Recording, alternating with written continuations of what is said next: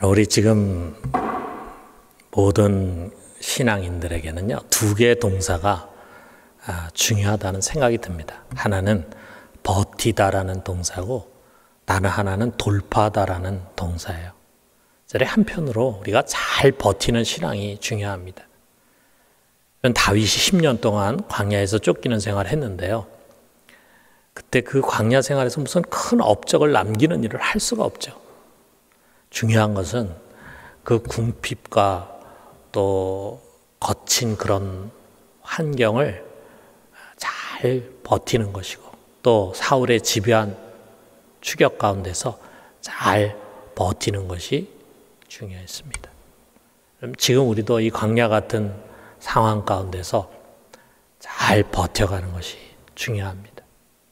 또 다른 한편으로는요, 돌파하는 신앙이 필요합니다.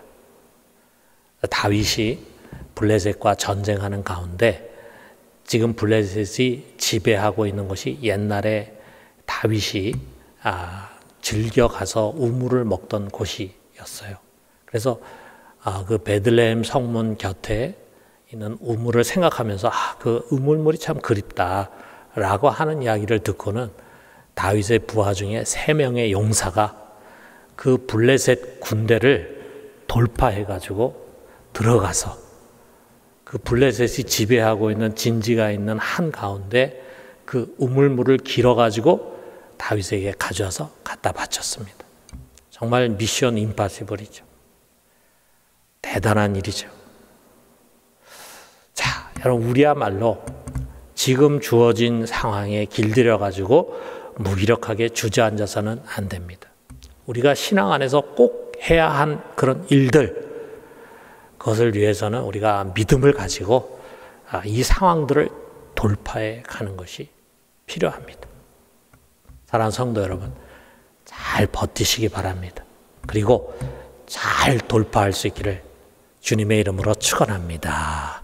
자, 근데 우리가 이것을 위해서는요, 무기가 필요합니다. 하나님이 우리에게 주신 소중한 무기가 있습니다. 그것이 바로 성령의 검, 하나님의 말씀이고, 그 하나님의 말씀이 담겨져 있는 이 성경입니다. 성경. 이 성경을 통해서 우리가 하나님의 말씀으로 잘 무장을 해야 합니다. 많은 성도들이 이번 이 비대면 기간에 성경 필사를 했습니다.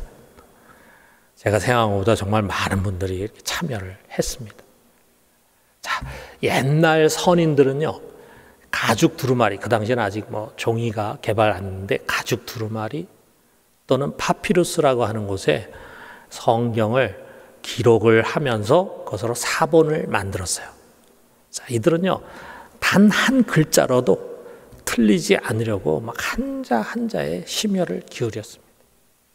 우리는 여러분이 성경 필사한 거를 틀렸나 맞았나 일일이 검토하지 않겠지만, 그 당시에 이 성경 필사한 사람은 잘 끝난 다음에 다른 사람이 다른 사본하고 대조를 해가지고 몇 글자 이상이 틀리면은 그건 사본으로 간주하지를 않는, 그야말로 진짜 한 글자 한 글자라도 틀리지 않게 쓰려고 심혈을 기울였어요. 아마 여러분도 손으로 쓰다 보니까 예전에 그냥 눈대중으로 대충 읽고 지나간 구절 하나하나가 아마 다시 눈에 들어왔을 것입니다. 그러면서 한 글자, 한 구절의 소중함을 느꼈을 것이라고 생각을 합니다. 그렇습니다. 여러분, 성경은요, 우리가 지금 알고 느끼는 것보다 훨씬 더 소중한 보물입니다. 하나님께서 사도와 선지자들을 통해서 우리 손에 쥐어주신 최고의 선물이고 최고의 영적인 무기입니다. 이 성경이 무엇인가, 또 이 성경이 우리에게 어떤 유익과 힘을 주는가라고 하는 것을 우리가 한번 돌아봐요. 먼저 바울은 이 디모데에게 보낸 두 번째 서신 3장에서 마지막 때 말세에 나타날 수 있는 영적인 혼란과 타락의 상황을 설명하는 거예요. 자, 디모데후서 3장 1절을 보니까 이렇게 나옵니다. 너는 이것을 알라. 말세에 고통하는 때가 이르러. 자, 여기에 고통하는 때가 이른다라고 할 때 이 고통하는 때라는 것은 어려운 때를 가르쳐요. 신앙생활 하기가 어려운 때가 이제 닥칠 것이다 라고 하는 거예요. 자, 그 내용이 여럿이 열거가 되지만 결론은요 13절에 요약이 된다 볼 수 있어요. 자, 오늘 우리가 읽은 성경 본문 중에 제일 첫 번째 나오는 13절을 보면은 악한 사람들과 속이는 자들은 더욱 악하여져서 속이기도 하고 속기도 하나니. 자, 악한 사람들이 더 악해져. 속이는 사람들 더 많이 속여. 그래서 자기가 속이기도 하고 자기가 또 속임을 당하기도 하는 그런 세상이 되는 거예요. 다시 말하면 악과 거짓이 횡행하는 그런 세상이 된다 이거예요. 그 속에서 우리 그리스도인들이 신앙생활 하는 게 쉽지가 않습니다.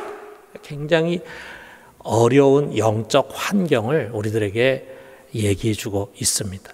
자, 그런 물들이 교회 안에까지 흘러 들어와 가지고 우리의 믿음을 혼탁하게 만듭니다. 복음이 혼탁해져요.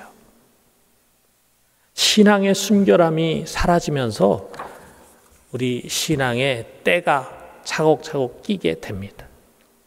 그런데 때가 낀지를 잘 몰라요. 별로 중요하지 않은 것에 목을 매답니다. 진리가 아닌 것을 진리라고 우겨대는 그런 혼란한 시대, 그런 시대. 어쩌면 우리가 사는 이 시대가 그런 시대일지도 몰라요. 자, 이런 때에 바울은 디모데에게 이렇게 명합니다. 14절 상반절 보니까 그러나 너는 배우고 확신한 일에 거하라 그랬어요. 이것은 디모데에게만 필요한 말이 아니라 어느 시대를 살아가고 모든 시대를 살아가고 있는 그리스도인들에게 소중한 말씀입니다. 안개가 짙게 깔린 시대, 옳고 그름을 분별하기 어려운 시대, 그때 우리가 이미 배우고 확신한 것 안에 머물러 있어야 돼요. 거기에 뿌리를 받고 견고하게 서야 합니다. 자, 바울은 디모데에게 그의 배움의 뿌리를 일깨워줍니다. 14절 상반절에서 15절 하반절 보니까 너는 내가 누구에게서 배운 것을 알며 또 어려서부터 성경을 알았나니 그랬어요. 자, 여기에 크게 두 가지를 우리에게 가르쳐주고 있는데 먼저 디모데가 누구에게 배웠는가? 너는 내가 누구에게 배운 것을 알고 있다. 누구에게 배웠습니까? 디모데는 바울에게서 배웠어요. 그가 어려서부터 유대인으로 자랐기 때문에 성경 읽었지만 그가 그리스도인이 됐을 때는 예수 그리스도에 대한 복음을 바울에게 배웠어요. 사도에게서 배웠다. 사도에게서. 그가 배운 모든 것은 사도로부터 배운 거예요. 그리고 또 어디서 배웠는가? 성경에서 배웠어요. 그가 어려서부터 성경을 배웠다 그랬어요. 이 성경은 구약 성경을 가르칩니다. 구약 성경. 자, 우리가 디모데는 참 훌륭한 외할머니와 또 어머니를 모시고 있었잖아요. 그 외조모 로이스와 또 어머니 유니게로부터 아마 어려서부터 신앙 교육을 받았을 거라죠. 신앙 교육 다른 무엇이 아니라 성경을 읽게 하고 암송하게 하고 성경대로 살게 하는 거겠죠. 또 아마 아이들은 회당에도 나갔을 것입니다. 가까운 회당에 가면은 아마 거기에 어른들을 위한 프로그램만이 아니라 어린 자녀들을 위한 지금같이 이렇게 체계적으로는 안 돼 있다 할지라도 어린 유대인들을 위한 성경 교육이 있었을 거예요. 자, 거기 가서 성경을 배웠어요. 자, 여러분, 이게 디모데뿐만 아니라 우리의 배움과 확신의 근거가 무엇인가를 말해줍니다. 저는 니케아 종교회의에서요, 교회가 참 교회가 되는 네 가지 속성에 대해서 정했습니다. 네 가지가 있는데 그 중에 하나가 사도성이라고 하는 거예요. 사도성. 자, 그런데 로마 카톨릭 교회에서는 이 사도는 교황을 가리키는 거다. 그렇기 때문에 교황 제도가 있는 교회가 사도성을 가진 참교회다. 이렇게 가르쳤습니다. 그런데 우리 종교개혁자들이 그것은 잘못된 가르침이다. 사도성은 그것을 의미하는 것이 아니라 사도성은 사도들의 가르침을 따르는 것이 사도성이다. 그래서 참 교회는 교황을 모신 교회가 아니라 사도들의 가르침을 쫓고 그 전통을 이어가는 그것이 참 교회다라고 얘기했어요. 자, 그 사도들의 가르침이 뭐냐? 바로 신약 성경이라, 신약 성경. 그러니까 우리가 배우고 확신한 바는, 다시 말해서 우리의 신앙의 근거는 신약 성경과 구약 성경, 신구약 성경입니다. 어떤 사람들의 논리와 신학 이거 아니에요. 전통 아닙니다. 오직 성경만이 우리의 신앙의 근거예요. 가톨릭은 교회 전통의 권위를 뒀어요. 지금까지 종교회의에서 결정된 그것에 최고의 권위를 부여하고 그것을 성경 위에 올려놨어요. 계몽주의 이후에 나타난 자유주의 신학이라는데, 자유주의 신학은 이성을 성경 위에 올려놨어요. 이후에 철학 사상이라든지 이념이라든지 이런 것을 사람들은 성경 위에 올려놨습니다. 다 잘못된 것입니다. 여러분, 성경 속에는요, 우리 스스로가 해석하고 판단할 수 없는 신비와 권위가 담겨져 있습니다. 그 어떤 것도 이 권위 위에 설 수가 없습니다. 그 권위는요, 우리 인간이 부여한 것이 아니에요. 성경 스스로가 갖고 있는 것입니다. 그 근거가 뭔가, 바로 오늘 성경에 가장 중요하다고 할 수 있는 이 16절에 있는 말씀이에요. 모든 성경은 하나님의 감동으로 된 것으로, 바로 이것입니다. 이것이 성경을 세상의 여러 가지 책들과 구별짓는 아주 결정적인 요소예요. 자, 우리가 이거를 좀 더 이해하고 살펴볼 필요가 있어요. 여러분, 이 성경은요, 분명 사람이 기록했어요. 이 성경의 저자들이 소개됩니다. 물론 성경의 저자가 누군지 잘 모르는 성경도 있어요. 그렇지만 특별히 우리 신약에 있어서의 서신서들 있잖아요. 바울 또는 베드로, 요한, 이런 사도들이 성경을 많이 기록했습니다. 바울이 제일 많이 기록했죠. 자, 그런데 바울이 말이죠, 빌립보 교회하고 에베소 교회에 편지를 보낸 거예요. 그 편지가 빌립보서고 에베소서입니다. 자, 편지를 씁니다. 바울이 빌립보 교회에 편지를 씁니다. 편지를 쓸 때 바울이 제 정신이 없는 무아지경 가운데 하나님이 하늘에서 주는 음성을 듣고 그걸 그대로 복사해 가지고 받아 적은 것이 아닙니다. 과거에는 우리 개신교 정통주의 때는 그렇게 생각하는 사람들이 있었어요. 그냥 하나님이 위에서 들려주는 음성을 그대로 받아가지고 기록한 것이다, 이렇게 생각하는 사람들이 있었어요. 그것은 아닙니다. 바울이 맑은 정신으로 자신이 무엇을 해야 할지를 생각하고 기록을 했어요. 그러므로 성경 속에는요, 각 저자들의 글 쓰는 스타일이 분명합니다. 문체들이 다릅니다. 또 그들의 지식과 경험, 또 신앙 색깔, 때로는 인간적인 염려와 책망과 애정이 담겨져 있어요. 우리가 성경 읽다 보면은, 바울이 정말 이 교회 교인들을 뜨겁게 사랑하고 있구나. 바울이 이 교회 교인들에 대해서 안타까워하고 있구나. 그래서 책망하고 있구나. 이런 걸 다 느낄 수 있잖아요. 그대로 담겨 있어요. 또 편지를 받는 교회의 구체적인 상황도 이 서신의 배경이 됩니다.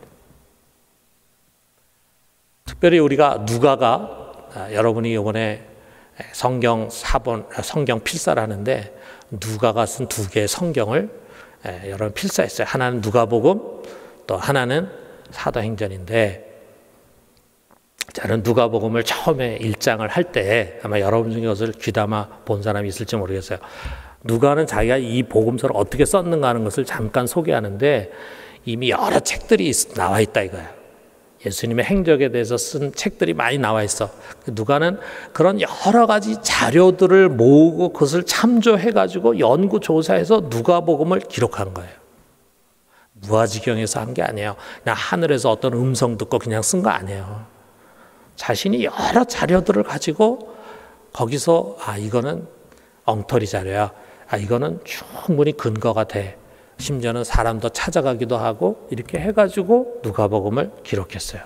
자, 분명히 사람이 기록했죠. 그런데 또한 성경은 하나님의 감동으로 된 책입니다.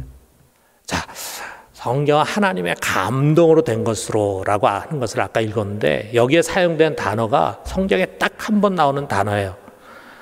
테오푸뉴스토스라고 하는 단어예요. 성경에 딱 한 번 나옵니다. 자, 이거는요, 문자적으로는 무슨 뜻이냐면 하나님이 숨을 발하신, 하나님이 불어넣으신 그런 뜻이에요. God breathed예요. 그래서 NIV 성경은요, 이걸 그대로 all scripture is God breathed 라고 이렇게 번역을 했습니다. 자, 그런데 나머지 대부분의 성경들은 벌게이트라고 하는 라틴 성경이 있는데 그 라틴 성경을 따라서 하나님에 의해 영감되었다, 감동되었다, inspired by God 이렇게 번역을 했습니다. 자, 하나님에 의해서 영감이 됐다라고 하는 이 말, 또 하나님이 숨을 발하고 숨을 불어넣으셨다라고 하는 이 말의 의미가 무엇일까? 어떻게 보면 우리의 이성으로 이것을 정확하게 판단한다는 것이 굉장히 어렵죠. 자, 그런데 이거를 보다 더 상세하게 설명한 사람이 이제 베드로인데 베드로서 1장 21절에 이렇게 기록을 했습니다. 예언은 언제든지 사람의 뜻으로 낸 것이 아니요 오직 성령의 감동하심을 받은 사람들이 하나님께 받아 말한 것임이라 그랬어요. 자, 성경은 하나님 우리에게 주신 이 성경은 이 계시된 말씀은 사람의 뜻으로 낸 것이 아니다. 오직 성령의 감동하심을 받은 사람들이 하나님께 받아 말한 것이다. 여기에 성령의 감동하심을 받은 이라는 이 말은요, 아까 우리가 여러분에게 소개한 테오푸뉴스토스라고 하는 단어하고는 다른 단어입니다. 여기에 이 말을 우리가 직역을 하면요, 성령의 움직이게 하심을 받았다. 그런데 움직이게 하심 받았다. 그러니까 성령이 주체가 돼서 저자들을 움직이고 인도하셔서 자기 말이 아니라 하나님으로부터 오는 말씀, 하나님의 말씀을 기록하게 하신 것이라. 그럼 바울은 분명히 자신의 주어진 상황을 정확하게 알고 있었고 그런 가운데서 어떤 말을 해야 될까라고 하는 것을 고심하는 가운데 자기의 생각과 지식을 가지고 기록을 했어요. 자, 그런데 이 모든 일에서 인간의 지식과 생각을 뛰어넘으시는 성령이 간섭하시고 인도하셔서 결국은 하나님이 하시고자 하는 말씀, 그것을 기록하게 했다 이거죠. 이것이 하나님에 의해 감동되었다라고 하는 말의 의미입니다. 그렇기 때문에 여러분, 성경은요 그냥 인간의 언어가 아닙니다. 인간의 구체적인 상황 속에 인간을 통해서 주시는 하나님의 말씀이에요. 그 속에 하나님의 숨결이 담겨져 있습니다. 우리가 성경을 펼 때 우리는요 그 하나님의 숨결을 느끼게 되는 거예요. 그러므로 자, 우리가 예를 들어서 빌립보서 그러면은 그 빌립보서는 단순히 바울이 빌립보 교회에 주는 말씀만이 아니에요. 시공을 초월해서 하나님이 지금 나에게 주시는 하나님의 말씀이에요. 그렇기 때문에 여러분 모든 성경 속에는 아주 깊은 영적인 신비가 담겨져 있습니다. 여러분 시시한 책이 아닙니다. 그냥 잠안 올 때 펼쳐서 읽으면서 잠 오게 하는 그런 책 아닙니다. 말씀이신 하나님이 그 속에 숨을 쉬고 계신 거예요. 그 말씀은 죽은 옛 교훈이 아닙니다. 지금 살아있는 말씀입니다. 히브리서 4장 12절에서 13절에 이렇게 말씀하잖아요. 하나님의 말씀은 살아있고 활력이 있어 좌우의 날선 어떤 검보다 예리하여 혼과 영과 및 관절과 골수를 찔러 쪼개기까지 하며 또 마음의 생각과 뜻을 판단하나니 지으신 것이 하나도 그 앞에 나타나지 않음이 없고 우리의 결산을 받으실 이의 눈앞에 만물이 벌거벗은 것 같이 드러나느니라. 여러분 우리가 성경 읽을 때 우리가 그런 생각하기 쉽습니다. 내가 성경을 연구하고 판단한다, 해석한다 이렇게 생각이 쉬워요. 그런데 물론 그 말도 맞을 수 있겠지만 더 정확한 것은요, 말씀이 나를 꿰뚫고 판단하십니다. 내가 말씀을 읽는 것이 아니라 말씀이 나를 읽는 거예요. 성경이 나를 읽고 있어요. 아무도 모르게 감춰진 의도, 은밀한 죄, 뒤죽박죽 혼동된 마음, 그것을 말씀이 정확하게 분별하고 그리고 예리하게 갈라서 참과 거짓을 나눕니다. 그래서 여기 있는 말씀, 만물이 벌거벗은 것처럼 드러내는 거예요. 만물이 혼탁하잖아요, 여러분. 우리가 세상을 볼 때 무엇이 옳은 것인지 틀린 것인지 알기 너무 어렵잖아요. 그런데 하나님의 말씀이 그것을 아주 벌거벗은 것 같이 정확하게 드러내시는 힘이 있는 거예요. 자, 이 살아있는 하나님의 말씀은 우리의 유익을 위해서 우리를 움직이고 우리를 변화시켜 나갑니다. 어떤 유익인가? 제일 먼저 우리로 하여금 구원을 받게 하는 거예요. 15절 상반절 보니까 성경은 능히 너로 하여금 그리스도 예수 안에 있는 믿음으로 말미암아 구원에 이르는 지혜가 있게 하느니라. 자, 여러분, 우리가 어떻게 구원의 확신을 갖게 됩니까? 성경을 읽다 보면은 예수님이 누구신가를 알게 되잖아요. 배우게 됩니다. 또 그를 보내신 하나님의 뜻을 알게 돼요. 그 안 것에 대해서 내가 인정하고 머리를 끄덕이면서 나도 모르게 믿음을 갖게 돼요. 그 믿음을 통해서 구원을 받게 되는 것입니다. 저는 어려서부터 교회를 다녔어요. 그리고 성경 또 많이 배웠죠. 또 성경 콘테스트 무슨 대회 나간다 그러면 성경도 열심히 읽었죠. 그런데 이 믿음이 저에게는 없었어요. 자, 그래서 제가 이제 사춘기가 돼서 생각에 눈을 뜨니까 내가 믿음이 없다는 사실을 알게 되더라고요. 그래서 내가 이 믿음 꼭 가져야 되겠다 하는 생각 가지고 자, 고등학교 2학년 여름 방학 때 무엇을 하기로 했냐면 성경을 읽어야 되겠다. 그래가지고 매일 교회를 가서 조용한 곳에서 성경을 펴가지고 성경을 읽었습니다. 자, 처음에는 무슨 뜻인지도 잘 모르겠고 또 나와는 상관없는 것처럼 느껴져요. 성경을 읽다가 그걸 덮고 나면은 아무 생각도 나지도 않고 다시 또 내가 당면한 문제를 고민해. 그러니까 나와는 동떨어진 글처럼 생각이 됩니다. 자, 그런데 인내를 가지고 계속 읽다 보니까 한 보름 정도 지나면서부터 성경이 가슴에 와닿기 시작했어요. 뭔가 내 속에서 변화가 일어나기 시작하는 거예요. 내가 죄인이라고 하는 사실이 내가 어려서부터 교회 다니면서 매번 내 입으로 우리는 죄인입니다라고 이야기를 하면서 되뇌었던 그것이 가슴에 와닿기 시작해. 그리고 예수님의 십자가 구원이 믿어지기 시작합니다. 여러분, 이것은 결코 나의 의지나 노력의 산물이 아니에요. 성경 속에 담겨있는 신비한 힘이 그 성경을 열고 내가 그것을 읽으려고 할 때 나의 눈을 열어요. 지혜를 주는 거예요. 그리고 믿음을 갖게 해요. 그래서 그것을 통해서 구원을 받게 하신 것입니다. 여러분, 성경은 우리를 구원하는 책입니다. 그런데 구원으로 끝나는 게 아니에요. 구원받은 이후에 하나님의 사람들을 성장시켜 나가는 것이 바로 성경의 역할입니다. 여기 16절에 보니까 모든 성경은 하나님의 감동으로 된 것으로 교훈과 책망과 바르게 함과 의로 교육하기에 유익하니 그랬어요. 여기 네 가지가 나오지 않습니까? 교훈과 책망과 바르게 함과 의로 교육한다. 자, 먼저 성경은 우리에게 가르쳐 주는 거예요. 교훈을 합니다. 무엇이 하나님의 뜻인지를 우리에게 가르쳐 줘요. 그래서 우리 성경을 읽으면 읽을수록 우리의 눈이 하나님이 원하시는 바가 무엇인가라고 하는 것을 깨달아가게 됩니다. 그러면서 성경 우리를 또 책망한다 그랬어요.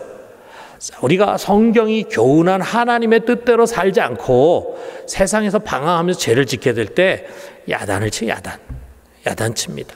그래서 성경 읽다 보면 자주 이런 책망의 소리를 듣습니다. 내가 그리스도인으로서 어떻게 그리 부끄러운 일을 할 수가 있느냐. 이런 책망의 소리가 우리 속에 들려요. 그 사람 잘못이 아니야. 네 잘못이야. 이런 책망의 소리가 들려요. 때로 그것은 따끔한 회초리나 또는 징계의 막대기가 되어서 회개를 촉구하는 것입니다. 그러면서 성경은 우리를 바르게 한다 그랬어요. 삐뚤어진 것을 다시 교정해가지고 바르게 세우는 것입니다. 여러분 자동차 사고가 나가지고 그래서 다리 뼈가 부러졌어요. 그러면은 수술을 해야 되지 않습니까? 수술한 다음에 기부스를 하겠죠. 그래서 오랫동안 기부스를 했어. 기부스를 푼 다음에 여러분 바로 걸어 다닐 수 없잖아요. 그 다음에 뭘 해야 됩니까? 재활을 해야 돼. 재활을 잘해서 교정돼 가지고 다시 옛날의 건강한 모습으로 돌아가야 되잖아요. 자, 이것처럼 성경은 죄로 인해서 상처나고 굽어지고 심지어는 깨어진 삶을 고치고 회복하는 그런 일을 해주십니다. 그래서 우리를 다시금 바르게 세워주는 거야. 그리고 마지막으로 의로 교육합니다. 우리가 곁길로 가지 않고 하나님의 의의 길을 따라가도록 훈련을 해주는 거예요. 훈련. 여기 교육하는 것은 훈련을 하는 것입니다. 반복해가지고 그것이 습관이 되도록. 그래서 마침내는 우리의 신앙 인격으로 굳어지도록 꾸준히 훈련해. 자, 이렇게 우리를 다양한 모습으로 교훈하고 책망하고 바르게 하고 의로 교육하는 이 모든 것의 궁극적인 목적이 무엇인가? 바로 17절에 그것을 말씀합니다. 자, 우리 같이 한번 읽어봅시다. 이는 하나님의 사람으로 온전하게 하며 모든 선한 일을 행할 능력을 갖추게 하려 함이라. 하나님의 사람이라 이거죠. 하나님 사람 그렇게 살아서는 안 돼. 그렇게 연약해서는 안 돼요. 그래서 하나님의 사람으로 흠이 없는 온전한 자로 만들어가는 것이 성경의 목적이에요. 그리고 모든 선한 일, 하나님께서 맡기신 모든 의롭고 선한 일들을 잘 감당할 수 있는 그런 능력 있는 그리스도의 군사로 만드는 거예요. 여러분, 이것이 저절로 되는 것이 아닙니다. 성경을 통해서 하나님이 우리를 그렇게 빚어가는 것입니다. 한마디로 하나님의 일을 할 수 있는 선한 사람, 유능한 사람으로 우리를 변화시켜 가는 것입니다. 사랑하는 성도 여러분, 지금 성경은 여러분에게 어떤 책입니까? 아직 낯선 책입니까? 어렵고 따분하고 지루한 책입니까? 읽어야 한다는 의무감과 부담감을 주는 책입니까? 아닙니다. 여러분, 성경은 하나님의 숨결이 있는 신비한 책입니다. 그것은요, 세상의 무엇으로도 변화시킬 수 없는 나를 변화시킬 수 있는 힘이 있어요. 여러분, 우리 중에 교회를 오래 다님에도 불구하고 아직 구원의 확신이 없다고 생각하는 분이 있다면요, 여러분, 다른 무엇이 아닙니다. 여러분, 기도하면서, 그 문제를 놓고 기도하면서 성경 읽기를 한번 시작하십시오. 여러분 속에 성경이 구원의 확신을 심어주게 될 것입니다. 여러분, 영적인 변화와 성장을 갈망한다면 다른 데를 기웃거리지 말고 성경으로 돌아가요. 차근차근 읽고 또 묵상하는 것입니다. 아니, 여러분이 진정 복 있는 삶, 형통한 삶을 원한다면 다른 무엇이 아니라 성경을 펴십시오. 성경을 가까이 하고 성경 속으로 들어가십시오. 여러분, 모든 시편의 제일 앞에 있는 시편의 주제가 되는 시편 1편 1절에 3절에 있는 말씀, 복 있는 사람에 대한 메시지가 있잖아요. 제가 한번 읽어볼게요. 복 있는 사람은 악인들의 꾀를 따르지 아니하며 죄인들의 길에 서지 아니하며 오만한 자들의 자리에 앉지 아니하고 오직 여호와의 율법을 즐거워하여 그의 율법을 주야로 묵상하는도다. 그는 시냇가에 심은 나무가 철을 따라 열매를 맺으며 그 잎사귀가 마르지 아니함 같으니 그가 하는 모든 일이 다 형통하리로다. 여러분, 복 있는 사람은 하나님의 말씀을 가까이 하고 주야로 읽고 묵상하는 사람이다. 그러한 자는 시냇가에 심은 나무와 같다.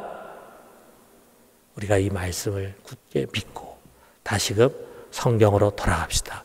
여러분, 우리가 살고 있는 지금 이 시점, 이 시대는요, 많은 사람들을 만나고 복잡한 스케줄에 하루가 어떻게 지나가는지 모르게 바쁘게 흘러간 과거와는 다른 시간들입니다. 홀로 조용히 있는 집콕, 방콕을 요구하는 시대입니다. 이 시대의 성령은 우리를 성경으로 부르고 있습니다. 지금은 성경을 펴고 성경을 읽고 그리고 성경을 묵상하고 거기서 은혜를 받고 그리고 거기서 힘을 얻을 때입니다. 사랑하는 성도 여러분, 우리 다시 성경으로 돌아갑시다. 거기서 구원의 확신을 얻고 성숙한 믿음의 사람, 능력의 사람으로 세워질 수 있기를 주님의 이름으로 축원합니다.